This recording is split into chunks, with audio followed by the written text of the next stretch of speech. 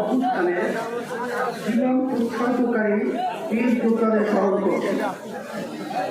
তাদের সুসংহত পরিবার চেয়ে তোরা দেখ মুসলিম আজ এক, চেয়ে তোরা দেখ লক্ষ লক্ষ আমজনতার সম্মান ও কৃতজ্ঞতা স্লোগানে মুখরিত আজ এই সোহরাওয়ার্দী উদ্যান ময়দান তার এক দৃষ্টান্ত লক্ষ্য ইতিহাসের সাক্ষী হয়ে থাকবে ইনশাআল্লাহ।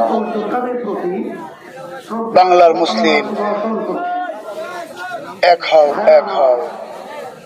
দুর্নীতি দুঃশাসন মুক্ত সমৃদ্ধ উন্নত রাষ্ট্র নির্মাণের জন্য এদেশের মানুষ শত শত বছর ধরে আত্মত্যাগ করে যাচ্ছে।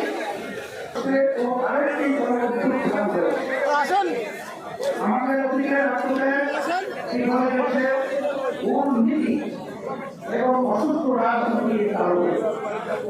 সুতরাং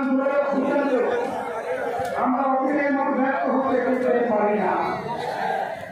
আবু সাইদ আমাদের স্মৃতিতে অমর হয়ে আছে। আমরা এগুলো ছোট করে রাখছে।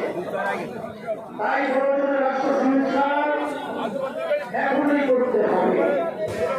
প্রতিবার সৈন্যতন্ত্রের সাথে চরিত্রের বিচার করতে হবে। আরেকটা কথা স্পষ্ট ভাষায় বলে দিতে চাই, ক্রিয়ার পদ্ধতি নির্বাচন আয়োজন করার কোন বিকল্প নাই।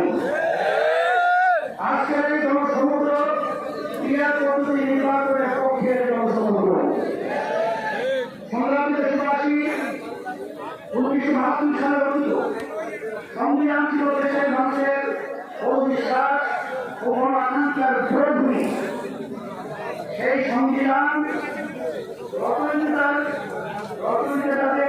স্বাধীন বাংলাদেশের সংবিধান রচনা করার ম্যান্ডেটই ছিল না। সংবিধান মেনেই স্বাধীনতা তৈরি হয়েছে। এজন্যই আমরা সংস্কারের প্রশ্নে কত অভিযোগ ও আপসহীন অবস্থান নিয়েছি।